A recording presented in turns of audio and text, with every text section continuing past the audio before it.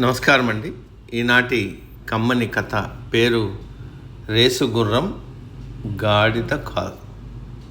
వినిపిస్తున్నది మీ విజయభాస్కర్. ఒక అడవిలో ఒక యువ గుర్రం ఉండేది.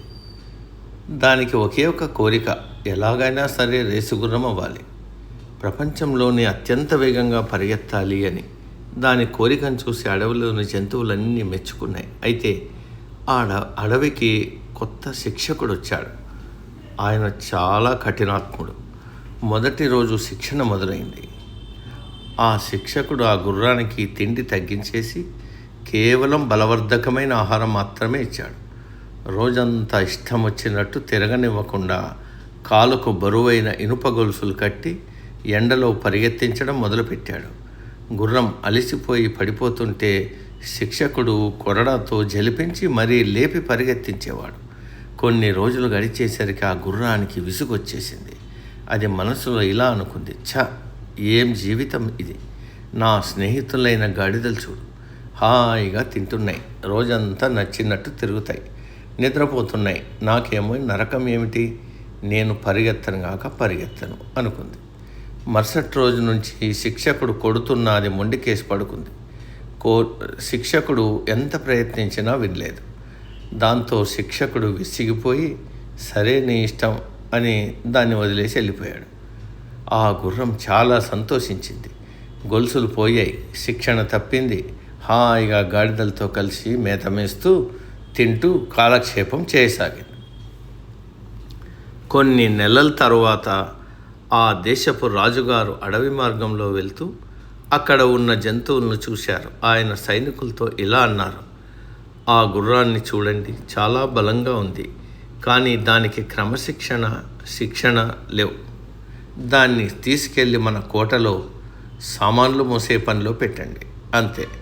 ఆ గుర్రాన్ని తీసుకెళ్ళి కోటలో బరువైన మూటలు మోసే పనిలో పెట్టారు.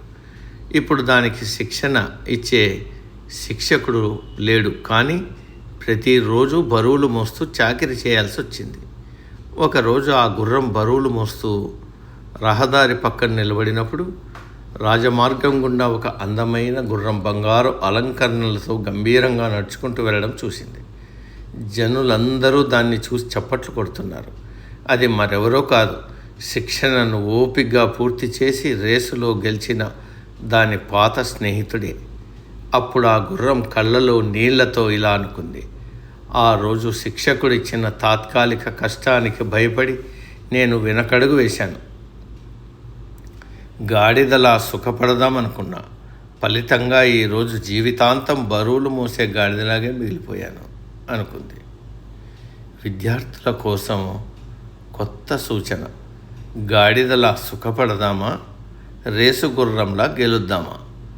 చదువుకునేటప్పుడు ఇన్స్టాగ్రామ్ రీల్స్ చూడటం, గేమ్స్ ఆడటం, రోజంతా నిద్రపోవడం చాలా సుఖంగా అనిపిస్తుంది, గాడిద జీవితంలాగా. కానీ ఆ సుఖం తాత్కాలికం.